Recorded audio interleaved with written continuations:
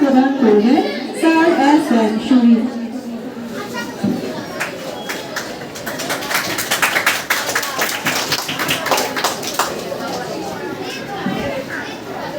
أعوذ بالله من الشيطان الرجيم بسم الله الرحمن الرحيم لقد خلقنا الإنسان في أحسن تقويم صدق الله العلي العظيم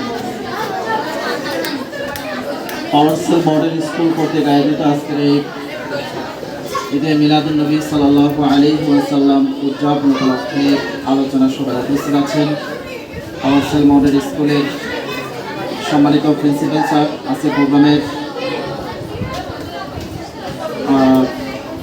সভাপতি, যার দিক নির্দেশনায় এই শিক্ষা প্রতিষ্ঠানটি হাঁটিহাঁটি পা পা করে, আমি যতটুকু জেনেছি 2013 সালে এই প্রতিষ্ঠানটি প্রতিষ্ঠিত হয়েছে।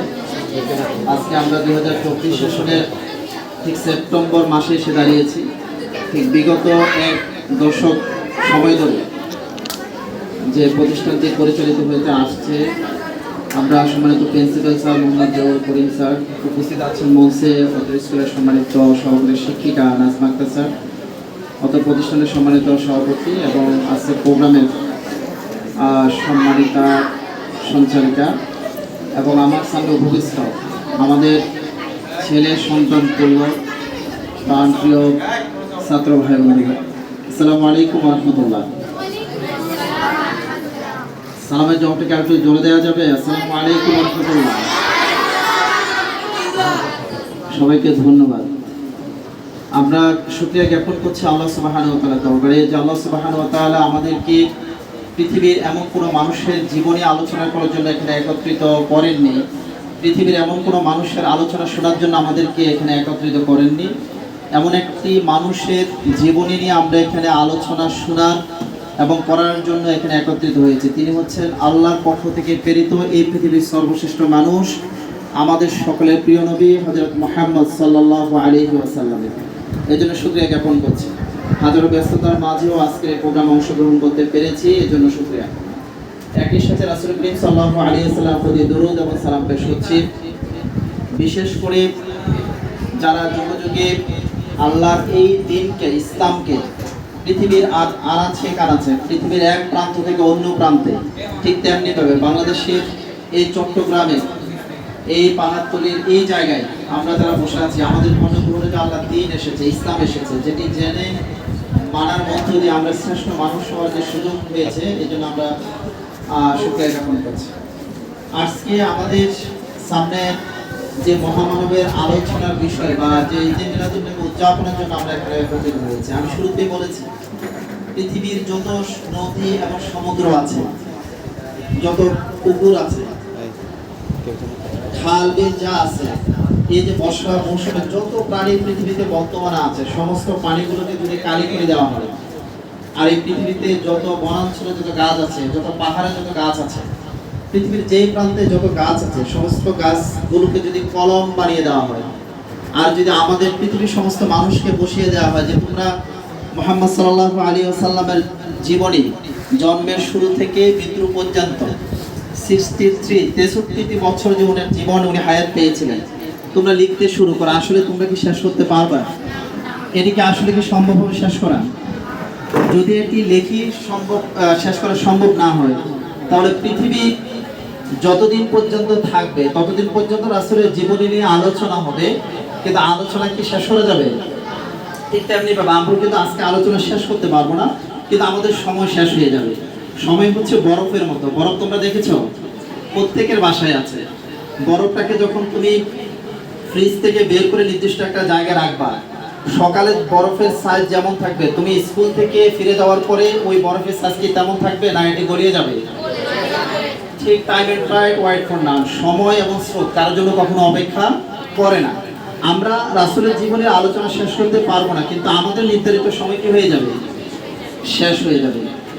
তাই আমি বলছি যে আমরা রাসূলের জীবনের জায়গা থেকে কিছু দিক আলোচনা করব, যে দিকগুলো আলোচনা করলে পরে আমরা এজ এ মানুষ হিসেবে একটা ভালো মানুষ হতে পারবো। পৃথিবীতে প্রত্যেকে ভালো হতে চায়, কিন্তু ভালো হওয়ার পদ্ধতি প্রত্যেকে অবলম্বন করতে চায় না। আমরা আমাদের জীবনে অনেক পড়াশোনা করেছি, আরও করব। জীবনে যতদিন আমরা বেঁচে থাকি ততদিন আমরা পড়াশোনা করব। কেন করব? আমরা জানার জন্য করব। কেন জানবো? আমরা মানার জন্য করব। এই পড়তে গিয়ে জানতে গিয়ে আমরা কত মানুষের জীবনী পড়ি। আমরা নজরুলকে জেনেছি না? আমরা রবীন্দ্রনাথকে জেনেছি, আমরা আইনস্টাইনকে জেনেছি, আমরা পৃথিবীর বড় বড় সাফল্য উচ্চে পৌঁছা মানুষগুলোর জীবনে আমরা জেনেছি। কিন্তু দুর্ভাগ্য হচ্ছে রাসূল করিম সাল্লাল্লাহু আলাইহি ওয়াসাল্লাম, যিনি পৃথিবীর শ্রেষ্ঠ মানব, শ্রেষ্ঠ মানুষ, যার আদর্শ অনুসরণ করলে পরে পৃথিবীর কোনো মানুষ আর খারাপ থাকতে পারে না, যার আদর্শ অনুসরণ করলে পরে একজন মানুষ সোনার মানুষে পরিণত হতে পারে, যার আদর্শ অনুসরণ করলে পরে একজন মানুষ সত্যিকার অর্থে মানুষ হতে পারে, আমরা আসলে সেই মানুষটি জীবনে আমরা পড়ি না। আমি যদি তোমাদেরকে জিজ্ঞেস করি যে রাসূল সাল্লাল্লাহু আলাইহি ওয়াসাল্লামের জীবনের উপরে একটি বই পড়েছো, কতজন আছো? দেখি তো একটু, যে রাসূলের জীবনের উপরে আমি একটা বই পড়েছি, হোক ছোট হোক বড়, একটু বড় করে উঠাও। ধন্যবাদ, কয়েকজন পড়েছে।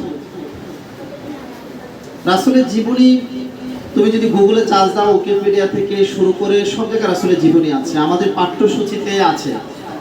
এছাড়াও আমরা যখন বইমেলা যাই, বইমেলা রাসূলের জীবনের উপরে বই পাওয়া যায়। আমরা যখন বিভিন্ন লাইব্রেরিগুলোতে যাই, আমরা যখন বাতিঘরে যাই, রাসূলের জীবনের উপরে বই পাওয়া যায়। আমরা আমাদের জীবনে তো অনেক টাকা খরচ করি, কিন্তু রাসূল সাল্লাল্লাহু আলাইহি ওয়াসাল্লামের জীবনীকে জানার জন্য আমরা কিছু টাকা খরচ করতে পারবো না? একটি বই কিনতে পারবো না? তোমরা কি আমাকে এই ওয়াদা দিতে পারো যে আগামী 1 মাসের মধ্যে আমি আমার রাসূলকে জানার জন্য একটি বই হলে কিনে পড়া শুরু করবো? এটা কি পারবো তোমরা? আসো, রাসূল সাল্লাল্লাহু আলাইহি ওয়াসাল্লাম পৃথিবীতে আসার থেকে শুরু করে আমরা 3টি সেক্টরে রাসূলের জীবনে নিয়ে একটু কথা বলি। শিশুকালে আসলে রাসূল কেমন ছিলেন? শিশু মুহাম্মদ হিসেবে তিনি কেমন ছিলেন? এরপরে যুবক মুহাম্মদ হিসেবে তিনি আসলে কেমন ছিলেন? এরপরে বাবা হিসেবে তিনি কেমন ছিলেন? নানা হিসেবে কেমন ছিলেন? তিনি একজন স্বামী হিসেবে কেমন ছিলেন? এই যে প্রত্যেকটা সেক্টরে তার যে আদর্শ আছে। রাসূল সাল্লাল্লাহু আলাইহি ওয়াসাল্লাম এই পৃথিবীতে যখন আসলেন, আসার আগেই তার বাবা পৃথিবী থেকে ইন্তেকাল করেছেন। তোমরা জানো তো এটা? রাসূল করিম সাল্লাল্লাহু আলাইহি ওয়াসাল্লামের বাবার নাম কি ছিল? আব্দুল্লাহ ছিল। এই আব্দুল্লাহ আল্লাহ রাসূল পৃথিবীতে আসার আগে তিনি ইন্তেকাল করেছেন। আবার রাসূল সাল্লাল্লাহু আলাইহি ওয়াসাল্লাম পৃথিবীতে আসার পরে ওনার মা আমিনা ইন্তেকাল করেছেন। তো আরবের তৎকালীন সময়ে একটা প্রচলিত ছিল যে আরব মূল শহরের মধ্যে তখনকার ভাষাটা খুব বেশি শুদ্ধ ভাষা ছিল না, কালচারটা খুব বেশি ভালো ছিল না। আরবের তৎকালীন আরবের শহরের চেয়ে গ্রামের ভাষা, কালচার, ম্যানারগুলো অনেক বেশি ভালো ছিল। কিন্তু আমাদের সোসাইটিতে আমরা কি দেখি? একটা ছেলে যদি গ্রামে বড় হয় আর একটা ছেলে যদি শহরে বড় হয়, দুইজনের মধ্যে পার্থক্য আমরা বুঝতে পারি না। কেমন পার্থক্য বুঝতে পারি? ফার্স্ট হচ্ছে তাদের ল্যাঙ্গুয়েজ বা তাদের ভাষার মধ্যে আমরা পার্থক্য বুঝতে পারি। গ্রামে যে ছেলেটি বড় হয়, ওই ছেলেটি শুরুতেই পড়াশোনা না করে কিন্তু শুদ্ধ ভাষায় কথা বলতে পারে না। আর শহরে যে ছেলেটি বড় হয়েছে, সে স্কুলে না গেলেও ভাষা এবং তার আশেপাশে মানুষজনের কাছ থেকে শুনতে শুনতে সে শুদ্ধ ভাষায় কথা বলতে পারে। এবং গ্রামে যে ছেলেটি জন্মগ্রহণ করে, সে তুলনামূলকভাবে শহরে জন্মগ্রহণ করা ছেলেটা চেয়ে একটু পিছনে থাকে, একটু পিছিয়ে থাকে, তাই না? যেমন তোমরা যারা এখানে বসে আছো, তোমাদেরকে বলা হচ্ছে যে একবিংশ শতাব্দী তোমরা যারা জন্মগ্রহণ করেছো, তোমাদেরকে একটু ফাস্ট বলা হচ্ছে। অর্থাৎ তোমরা আমাদের পরে জন্মগ্রহণ করলেও, আমাদের পরে তোমরা পৃথিবীতে আসলেও, কিন্তু টেকনোলজির কারণে, জ্ঞানের কারণে তোমরা আমাদের চেয়ে অনেক বেশি অ্যাডভান্স। কারণ আমরা যখন পৃথিবীতে এসেছি, আমরা তোমাদের এই বয়সে অ্যান্ড্রয়েড ফোন দেখি নাই, দেখেছি? এর না দেখার কারণে আমরা পিছিয়ে গিয়েছি। এখন তোমরা অ্যান্ড্রয়েড ফোন দেখতে পাচ্ছ, তোমরা ইউটিউবে গিয়ে তোমাদের যে কোনো বিষয় দেখার জন্য তোমরা চার্জ দিলে তোমরা সেটি পাচ্ছ। আমরা কিন্তু তখন এটি পাইনি। এই দৃষ্টিকোণ থেকে বলা হচ্ছে যে টেকনোলজি ফাস্ট হওয়ার কারণে তোমরা পরবর্তী সময়ে জন্মগ্রহণ করলেও তোমরা কি হয়ে যাচ্ছ? ফাস্ট হয়ে যাচ্ছ। তো মক্কায় সে সময়ে এটি ঠিক উল্টো ছিল। গ্রামে যারা জন্মগ্রহণ করতো তাদের ভাষা ছিল ভালো, তারা ভালো বলতে পারতো, তাদের কালচার ছিল ভালো। কিন্তু শহরে যারা জন্মগ্রহণ করতো তৎকালীন আরবে, তাদের ভাষা ভালো ছিল না। এই কারণে রাসূল সাল্লাল্লাহু আলাইহি ওয়াসাল্লাম জন্মগ্রহণ করার পরে তিনি যেহেতু পৃথিবীর শ্রেষ্ঠ মানুষ হবেন, এটা তো আল্লাহ জানেন। এই কারণে তার ভাষাটাও পৃথিবীর শ্রেষ্ঠ ভাষা হতে হবে। তিনি যদি ভুল ভাষায় কথা বলেন, মানুষ শুনবে তার কথা? কেউ শুনবে না। এই কারণে তার মা আমিনা, তৎকালীন আরবে একটা প্রথা ছিল যে নতুন ছেলে মেয়ে জন্মগ্রহণ করলে গ্রাম থেকে অনেকজন আসতো এই ছেলেগুলোকে নিয়ে যাওয়ার জন্য। তো ঠিক রাসূল করিম সাল্লাল্লাহু আলাইহি ওয়াসাল্লামের দুধ মাতা হলো কি হালিমা রাদিয়াল্লাহু তাআলা আনহা, তাই না? জানো তোমরা?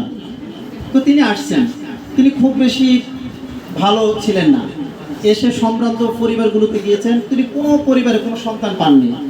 সর্বশেষ আব্দুল্লাহর ঘরে গিয়ে মা আমিনার কাছ থেকে মুহাম্মদ সাল্লাল্লাহু আলাইহি ওয়াসাল্লামকে তিনি পেয়েছেন। আসলে বাস্তবতা হচ্ছে তিনি পৃথিবীর সর্বশ্রেষ্ঠ শিশুটিকে পেয়েছিলেন সেদিন। তো সেই সুবাদে রাসূল সাল্লাল্লাহু আলাইহি ওয়াসাল্লামের বাসার জন্য উনি যাতে সুন্দর করে বেড়ে উঠতে পারেন, তার মা তাকে পাঠিয়ে দিয়েছেন হালিমা রাদিয়াল্লাহু তাআলা আনহার কাছে। 2 বছর পরে যখন তার দুধ পান করা শেষ হলো, হালিমা রাদিয়াল্লাহু তাআলা আনহা তাকে আবার তার মাতা আমিনার কাছে নিয়ে এসেছেন। তখন ওই সময়ে মক্কায় আবার মহামারী দেখা দিয়েছে। মহামারী তো তোমরা বুঝো, আমাদের কিছুদিন আগে বলতে এই যে 2020 সাল থেকে পুরো পৃথিবীতে করোনা মহামারী দেখা দিয়েছে না?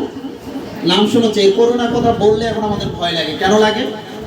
কারণ এটি পুরো পৃথিবীকে স্তব্ধ করে দিয়েছে, পুরো পৃথিবীকে দাঁড় করে দিয়েছে, পুরো পৃথিবীর অর্থনীতিকে পঙ্গু করে দিয়েছে, আমাদের শিক্ষা কালচার সবকিছুকে নষ্ট করে দিয়েছে, তাই না? আমরা আমাদের আপনজন মানুষের কাছে দেখা করতে পারতাম না। মায়ের কাছে গেলে মা বলতো যে দূরে থাক, বাবা বলতো যে আগে হ্যাক্সিজল দিয়ে হাত পরিষ্কার করো তারপরে, তাই না? এই যে এক আশ্চর্য করোনা মহামারী আমাদের কাছে এসে আমাদের সমস্ত ভ্রাতৃত্বকে ভেঙে দিয়েছে, আমাদেরকে দূরে সরিয়ে দিয়েছে, তাই না? আমরা এখন যেভাবে তোমরা বসে যাও, করোনার সময় এভাবে বসতে পারতাম? একজন এক বেঞ্চে তো আরেকজন আরেক বেঞ্চে, তাই না? এই যে দূরত্ব মেনটেন করে আমাদেরকে চলতে হতো। ঠিক একইভাবে এরকম একটা মহামারী দেখা দিয়েছিল। রাসূল সাল্লাল্লাহু আলাইহি ওয়াসাল্লাম সুস্থতার জন্য মা ফাতিমা তাকে আবার পাঠিয়ে দিয়েছেন সেই গ্রামে।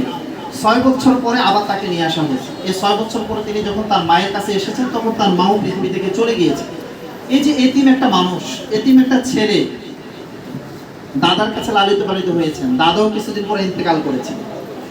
এই কারণে ইতিহাস বলে আল্লাহ রাসূল সাল্লাল্লাহু আলাইহি ওয়াসাল্লামের জীবনীকে একটা বছর আছে, এটাকে আমুল হুজুন বলা হয়, মানে দুঃখের বছর। যে আল্লাহ রাসূলের সবাই দুনিয়া থেকে চলে গিয়েছে, বাবা গিয়েছে, মা গিয়েছে, দাদা গিয়েছে, কেউ নাই আর আপনজন বলতে। রাসূল সাল্লাল্লাহু আলাইহি ওয়াসাল্লাম ভেঙে পড়েননি, তিনি হাল ছেড়ে দেননি।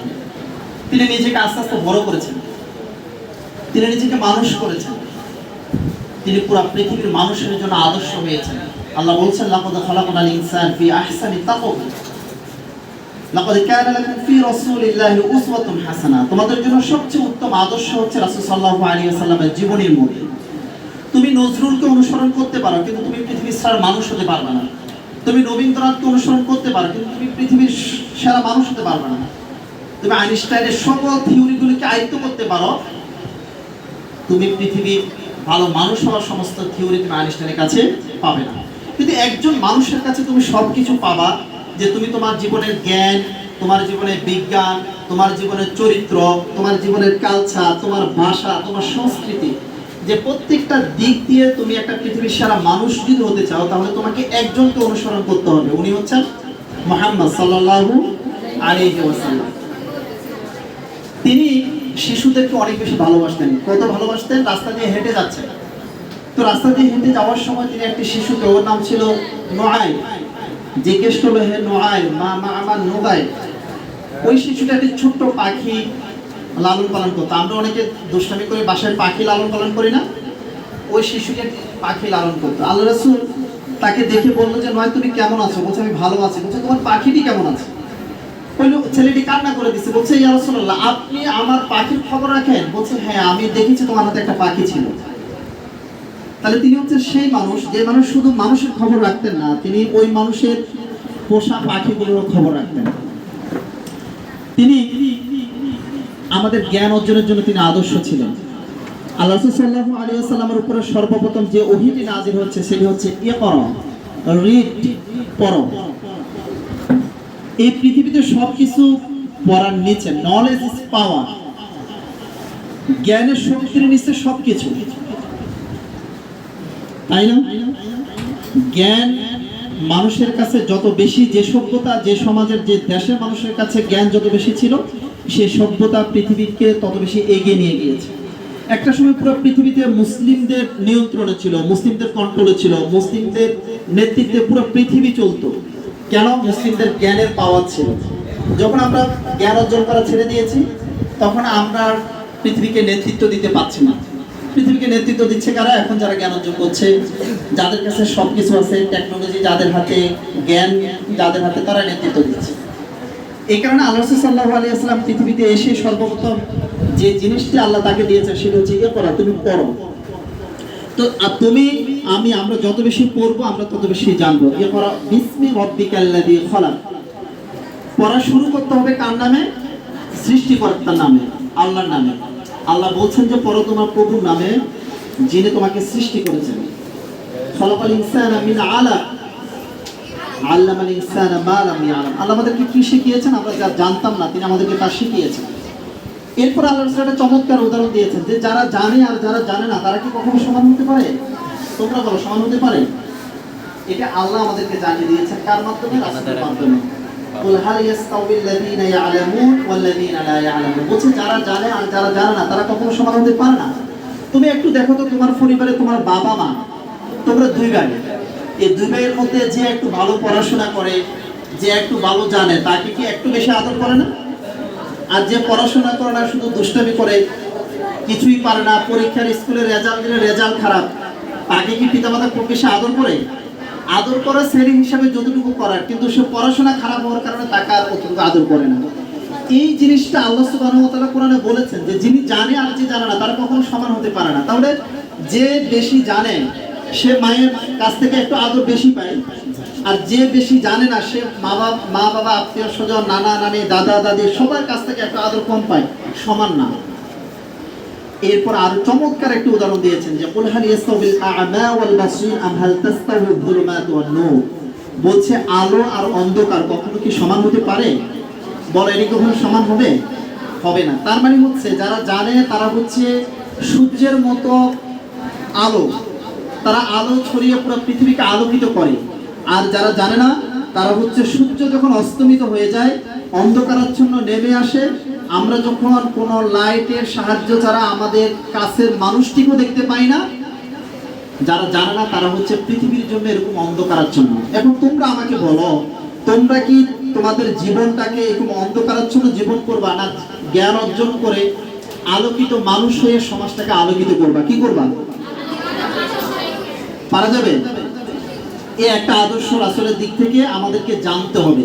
যদি আমরা না জানি তাহলে আমরা সমাজকে আলোকিত করতে পারবো না। আমরা যদি না জানি আমরা আমাদের দেশটাকে আলোকিত করতে পারবো না। এরপর আসো চরিত্র। একটা কথা আছে যে কি, মানুষের যদি স্বাস্থ্য খারাপ হয়ে যায়, স্বাস্থ্য ফিরে পাওয়া যায়, মানুষের যদি হচ্ছে টাকা হারিয়ে যায়, ব্যবসা বাণিজ্য ক্ষতি হয়ে যায়, সেগুলো ফিরিয়ে পাওয়া যায়। কিন্তু একটা জিনিস যদি মানুষের জীবন থেকে হারিয়ে যায় তাহলে সেই জিনিসটি আর কখনো ফিরিয়ে পাওয়া যায় না। বলে যে money is lost, nothing is lost, but character is lost, everything is lost. তুমি যখন তোমার চরিত্র হারিয়ে ফেলবা তখন তুমি তোমার জীবনের সবকিছুই তুমি হারিয়ে ফেলবা। আজকে দেখো তো পৃথিবীতে রাসূলকে যদি একদিকে রেখে আর কেউ কি আছে যে যাকে অনুসরণ করলে আমার চরিত্রটা ভালো একটা চরিত্র হবে? নাই। কেউ সামাজিকভাবে ভালো তো পারিবারিকভাবে খারাপ, কেউ পারিবারিকভাবে ভালো তো অর্থনৈতিকভাবে খারাপ। অর্থাৎ কারো জীবনে কিন্তু পরিপূর্ণতা নাই। তাহলে আমরা যদি আমাদের জীবনটাকে, আমাদের চরিত্রকে পরিপূর্ণ করতে চাই তাহলে রাসূলকে অনুসরণ করতে হবে। এই অনুসরণটা হবে আমাদের কথাবার্তায়। রাসূল আমাদেরকে কি শিখিয়েছেন? আমরা যখন বড়দেরকে দেখব প্রথমে আমরা কি দিব? সালাম দেব। কি দিব? আমরা যখন স্কুল থেকে বাসা যাই, তোমরা কি আব্বু আম্মুকে সালাম দাও? সবাই মনে দাও না? সবাই দাও। আবার তোমরা যখন স্কুলে আসো তোমাদের ক্লাসে ম্যামকে বা তোমাদের স্যারকে তোমরা সালাম দাও না? এটি রাসূল আমাদেরকে শিখিয়েছেন। আচ্ছা, যেই ছেলে মেয়েটা সালাম দেয় আর যেই ছেলে মেয়েটা বড়দেরকে সালাম দেয় না, দুইজনের মধ্যে পার্থক্য আছে না? অবশ্যই আছে। এরপরে পোশাক আশাকের মধ্যে আমাদের আদর্শ আছে। আমরা গরমে কি পোশাক পরবো, শীতকালে আমরা কি পোশাক পরবো। তোমরা গরমকালে যে পোশাকটা পরেছো এটা যদি শীতকালে পরো তাহলে স্বাস্থ্যের জন্য ক্ষতি হবে না?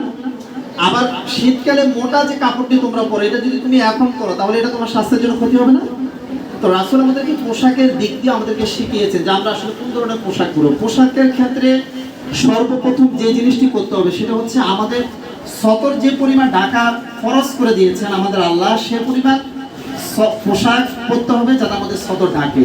আমরা এমন কোনো পোশাক পরব না যে পোশাক পরলে আমার সতর ঢাকবে না, আমার কবিরা গুনাহ হবে, আমাকে জাহান্নামে যেতে হবে, আমাকে শাস্তি ভোগ করতে হবে। তাহলে সুন্দর একটা পোশাক পরা, যারা ছেলে আছো তোমরা সুন্দর একটা পোশাক পরবা, তোমরা যে প্যান্টটা পরবা সেই প্যান্টটা টাকনুর নিচে যাবে না, টাকনুর উপরে থাকবে।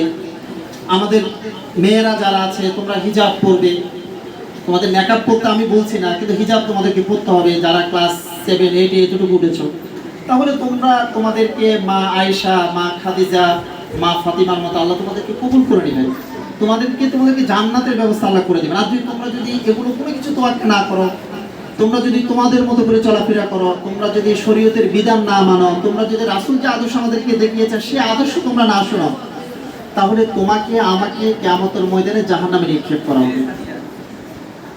এই শাস্তিকে আমরা ভোগ করতে পারবো? এই যে এখানে বসে আছি, সামান্য গরম কি আমাদের সহ্য হয়? হচ্ছে না। তাহলে জাহান্নামের আগুন তোমরা কিভাবে সহ্য করবো, আমরা কিভাবে সহ্য করবো? তাহলে পোশাক আশাকের ক্ষেত্রে আমাদের এই আদর্শ। এরপর হচ্ছে দেখার ক্ষেত্রে কি আদর্শ নাই? আল্লাহ রাসূল আদর্শ দেখিয়েছেন না আমাদেরকে। দেখার ক্ষেত্রে আদর্শ কি? এই চোখ দিয়ে এমন কোনো জিনিস দেখা যাবে না যেটি দেখলে পরে আমার ক্ষতি হবে, যেটি দেখলে পরে আমার গুনাহ হবে। তাহলে আমি কি দেখবো? যেটি দেখা আমার জন্য ভালো আমি সেটি দেখবো, যেটি দেখা আমার জন্য খারাপ আমি সেটি দেখবো না। আজকে মোবাইল আমাদের পকেটে, তাই না? এই মোবাইলটাকে যদি তুমি মিস ইউজ করো তাহলে তুমি তোমার ক্যারিয়ার নষ্ট করে ফেলবা। আমি আমার বিভিন্ন জায়গায় লেকচার দিতে গিয়ে বলেছি, ইন্টার পাস করার আগে, আবারও তোমরা একটু মনোযোগ দিয়ে শোনো, তোমরা সবাই ইন্টার লেভেলে আছো। ইন্টার পাস করার আগে অ্যান্ড্রয়েড ফোন কোনো স্টুডেন্টের জন্য ইউজ করা প্রয়োজন নেই। তবে হ্যাঁ, তুমি যদি মনে করো যে আমি আমার ক্যারিয়ার ধ্বংস করতে চাই, তাহলে তোমার জন্য প্রয়োজন আছে। তাহলে তুমি কি ইন্টার পাস করে একটা পাবলিক ইউনিভার্সিটি গিয়ে ভালো কোনো সাবজেক্টে পড়ে তোমার ক্যারিয়ার বিল্ড আপ করার জন্য অ্যান্ড্রয়েড ফোন আপাতত ইউজ করবে না, নাকি তুমি তোমার ক্যারিয়ারকে ধ্বংস করার জন্য অ্যান্ড্রয়েড ফোনটাকে হাতে নিবে? কোনটা করবা? এই কারণে আমি তোমাদেরকে বলবো, তোমাদের আশা করি কারোর কাছে অ্যান্ড্রয়েড ফোন নাই। যদি থাকে, অনেক সময় মামা দেয় আদর করে, চাচু দেয়, দয়া করে আজ থেকে মার কাছে এটা জমা দিয়ে দেবেন, বলে যেদিন আমি ইন্টার পাস করে অনার্সে গিয়ে ভালো একটি সাবজেক্টে আমি ভর্তি হবো, ওই দিন তুমি তো আমার হাতে অ্যান্ড্রয়েড ফোনটা দিও। এর আগে বিশ্বাস করো, অ্যান্ড্রয়েড ফোন তোমার জন্য নট নেসেসারি, কোনো প্রয়োজন নেই। যদি এই জিনিসটাকে কন্ট্রোল করতে পারো, তাহলে কয়টা লাভ হবে জানো? তোমার স্বাস্থ্য ভালো হয়ে যাবে, তোমার সময় অনেক বেশি সেভ করতে পারবা, সেই সময়টাকে তুমি তোমার পড়াশোনা দিয়ে তুমি তোমার রেজাল্টটাকে অনেক বেশি ভালো করতে পারবা। আর অ্যান্ড্রয়েড ফোন ইউজ করলে তোমার কি কি ক্ষতি হবে? তোমার চোখ নষ্ট হবে, তোমার স্বাস্থ্য খারাপ হবে, তোমার মেধা কমে যাবে, তোমার রেজাল্ট ভালো হবে না, একটা পর্যায়ে গিয়ে বলবো আমার দ্বারা কিছুই হবে না। আসলে তোমার দ্বারা সবকিছু হওয়া সম্ভব ছিল, কিন্তু তুমি নিজেকে কি করে ফেলেছো? ধ্বংস করে ফেলেছো। এরপরে আমি তোমাদেরকে বলবো যে আমাদের বন্ধু বান্ধবের ক্ষেত্রে আমাদের একটা আদর্শ থাকতে হবে।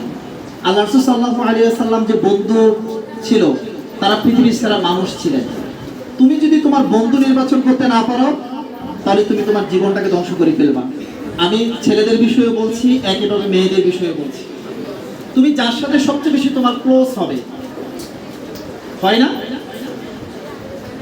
বন্ধু, তারপরে হচ্ছে মেয়েদের বান্ধবী হয় না? হয়।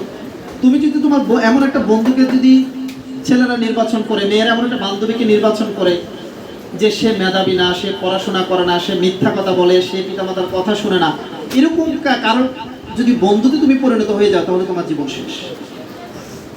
এই কারণে বন্ধু নির্বাচনের ক্ষেত্রেও তোমাদেরকে সতর্ক থাকতে হবে। তুমি কার সাথে বন্ধুত্ব করবা? যার সাথে বন্ধু হলে পরে, যার সাথে চললে পরে তুমি তার কাছ থেকে কিছু শিখতে পারবা, এমন কিছু শিখতে পারবা যেটা দিয়ে তুমি তোমার জীবনটাকে সুন্দর করে সাজাতে পারবা, তাকে তুমি বন্ধু হিসেবে নির্বাচন করো। আর যদি করতে না পারো, তাহলে বন্ধু বানানোর দরকার না, নিজে একা একা থাকো। এটি করে তুমি তোমার জীবনটাকে। আর মানুষ তো সামাজিক দিক, মানুষ আসলে একা থাকতে পারে না। আল্লাহ সাল্লাল্লাহু আলাইহি ওয়াসাল্লামের বন্ধু ছিল হযরত আবু বকর সিদ্দিক রাদিয়াল্লাহু তাআলা আনহু, হযরত ওমর ফারুক রাদিয়াল্লাহু তাআলা আনহু ছিল আল্লাহ রাসূলের বন্ধু। আল্লাহ রাসূল বলেছেন যে আমি যদি আর কাউকে বন্ধু হিসেবে গ্রহণ করার সুযোগ থাকতো, তাহলে গ্রহণ করতাম, কিন্তু আমার আর কাউকে বন্ধু হিসেবে গ্রহণ করার সুযোগ ছিল না। তাহলে তোমাদের ক্ষেত্রে এমন একজন মানুষকে বন্ধু হিসেবে নিতে হবে যারা পৃথিবীতে, সোসাইটিতে, পরিবারে যারা ভালো হিসেবে নিজেকে প্রতিষ্ঠিত করতে পারে। এরপর আমি তোমাদেরকে যেটি বলতে চাই, ধর্ম তুমি যদি পালন করতে চাও, তোমাকে রাসূলের আদর্শ অনুযায়ী ধর্ম অনুসরণ করা ছাড়া তোমার ধর্ম পালন করা হবে না। কেন? এক সাহাবী মসজিদে নববীতে গিয়ে নামাজ পড়তেছেন, আরেকজন লোক বললো যে তুমি যে নামাজ পড়ছো তোমার নামাজ হচ্ছে না। তো বলছে তুমি আবার পড়ো। সে আবার নামাজ পড়ছে, নামাজ হচ্ছে না, আবার পড়ছে, হচ্ছে না। তো বলছে আমি কিভাবে নামাজ পড়বো? তা আমি যেভাবে নামাজ পড়ি না কেন আমার নামাজ হচ্ছে না। বলছে তোমার নামাজ হবে তখন যখন তুমি রাসূল যেভাবে নামাজ পড়েছে তুমি সেভাবে নামাজ পড়বা। সল্লু কামা রাআইতুমুনি উসাল্লি, তুমি নামাজ পড়ো সেভাবে রাসূল যেভাবে নামাজ পড়েছে। তুমি রোজা রাখবা সেভাবে রাসূল যেভাবে রোজা রেখেছে। তুমি ওযু করবা সেভাবে রাসূল যেভাবে ওযু করেছে। তুমি যদি সেভাবে না করো তাহলে তোমার ধর্ম পালন করা হবে না। এরপর হচ্ছে ধর্ম কখনো মানুষকে মিথ্যা কথা শেখায় না, ধর্ম কখনো মানুষকে অশ্লীলতা শেখায় না, ধর্ম কখনো মানুষকে বেইনসাফ করতে শেখায় না। তুমি যে ধর্ম অনুসরণ করো না কেন, এখানে মুসলিম আছে, অমুসলিম ধর্মের লোকজনও আছে, প্রত্যেকটি ধর্মের নির্দিষ্ট কিছু উপাসনালয় আছে, আছে না? দেখবা যে যে ধর্ম অনুসরণ করে না কেন, সে যদি তার ধর্মের নিয়ম কানুন মেনে চলে, সে কিন্তু ওই ধর্মে যে নিয়ম কানুন মেনে চলে না তার চেয়ে সে কিন্তু ভালো মানুষ হয়। এই কারণে আমরা যারা মুসলিম আছি, তোমরা দেখবা তোমরা যারা নামাজ পড়ো আর আমাদের মধ্যে যারা নামাজ পড়ে না তাদের মধ্যে কিন্তু পার্থক্য আছে। যারা নামাজ পড়ে তারা কিন্তু মিথ্যা কথা বলে না, যারা নামাজ পড়ে তাদের ব্রেন খুব ঠান্ডা থাকে, তারা খুব ঠান্ডা মাথায় কথা বলতে পারে। যারা নামাজ কালাম পড়ে না ওকে যদি তুমি জিজ্ঞেস করো কেমন আছো, বলছে তোকে বলতে হবে আমি কেমন আছি, মাথা ঠিক না। আর যে নামাজ পড়ে তাকে যদি তুমি জিজ্ঞেস করো কেমন আছো, সে বলবে যে আলহামদুলিল্লাহ আমি ভালো আছি। এই কারণে আমি তোমাদেরকে বলছি তোমরা ধর্ম পালন করার দিক থেকেও কাকে অনুসরণ করতে হবে? রাসূলকে অনুসরণ করতে হবে। এরপরে আমি তোমাদেরকে বলতে চাই, আল্লাহ রাসূল সাল্লাল্লাহু আলাইহি ওয়াসাল্লামের স্ত্রী মায়েশা সিদ্দিকা রাদিয়াল্লাহু তাআলা আনহাকে জিজ্ঞেস করা হয়েছিল রাসূল সাল্লাল্লাহু আলাইহি ওয়াসাল্লামের চরিত্র কেমন। আল্লাহ রাসূল লম্বা, মায়েশা কিন্তু লম্বা কোনো কথা বলেনি, এক কথায় উত্তর দিয়েছেন, listen to me everyone, listen to me. আমি শেষ করে দিচ্ছি আফটার 5 মিনিটস। জিজ্ঞেস করছে যে রাসূলের জীবনী কেমন, কাকে জিজ্ঞেস করছে? মায়েশাকে জিজ্ঞেস করা হয়েছে। আমি যে তোমাদেরকে শুরুতে বলেছি না, সমুদ্রের সব পানি কালি হয়ে গেল, সমস্ত গাছ কলম হয়ে গেলে লিখি শেষ করা যাবে না। তো তিনি এত লম্বা কোনো কথা বলেননি, তিনি ছোট্ট একটা কথা বলেছেন। তিনি বলেছেন কানা খুলুকুহুল কোরআন, এই কোরআনটাই হচ্ছে রাসূলের চরিত্র। অর্থাৎ আমাদের যে ধর্মগ্রন্থ আছে সেই ধর্মগ্রন্থের নাম কি? আল কোরআন। কি নাম? এই আল কোরআন যদি তুমি পড়ো তাহলে তুমি রাসূলের জীবনী সেখানে খুঁজে পাবা। এই কারণে আমাদেরকে কোরআন পড়তে হবে। আমরা অনেক কিছু জানি কিন্তু আমরা কোরআন জানি না। আমরা অনেক বড় বড় কবিতা আমরা মুখস্থ করে আবৃত্তি করতে পারি এখানে স্টেজে এসে। আমরা অনেক সুন্দর সুন্দর নাচ, অনেক সুন্দর সুন্দর গান আমরা মুখস্থ করি। আমরা গণিত করার জন্য অনেক সূত্র আমরা মুখস্থ করে ফেলতে পারি। আমরা ইংরেজি বোঝার জন্য গ্রামাটিক্যাল অনেক রুলস আমরা মুখস্থ করে ফেলতে পারি। কিন্তু দুর্ভাগ্য হচ্ছে আমরা কোরআনটা আমরা মুখস্থ তো দূরের কথা, আমরা শুদ্ধ করে পড়তে পারি না। এটা আমাদের জন্য দুর্ভাগ্য না? তো তুমি যদি কোরআন পড়তে না জানো তাহলে তুমি রাসূলকে জানার কোনো সুযোগ নাই।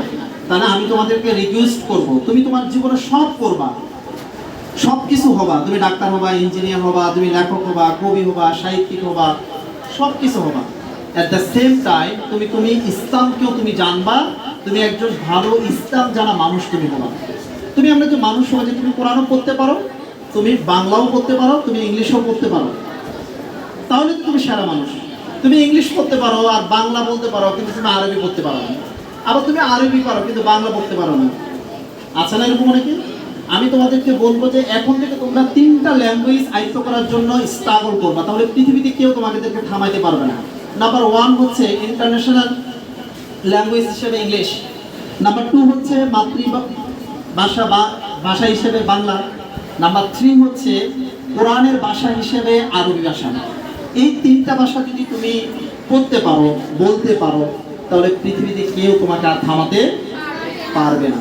এখন তুমি কি থামতে চাও না শুধু সামনে যেতে চাও? যদি সামনে যেতে চাও তাহলে এই 3টা ভাষার উপরে তোমাদেরকে পরিশ্রম করতে হবে। তাহলে পৃথিবীতে তুমি যে কোনো জিনিস বুঝবা, যে কোনো জিনিস জানবা, যে কোনো জিনিস দিয়ে তুমি তোমার ক্যারিয়ারটাকে ডেভেলপ করতে পারবা। আমি আশা করব তোমরা কোরআনটাকে শুদ্ধ করে পড়ার জন্য চেষ্টা করবা। যদি বাসায় টিচার রেখে হোক, তোমাদের এখানে এরকম ব্যবস্থা আছে কিনা আমি জানি না, যদি থাকে আমি রিকোয়েস্ট করবো যে কোরআন শিক্ষার একটা যদি ক্লাস রাখা যায় তাহলে তোমরা কিন্তু কোরআন শিখতে পারবা।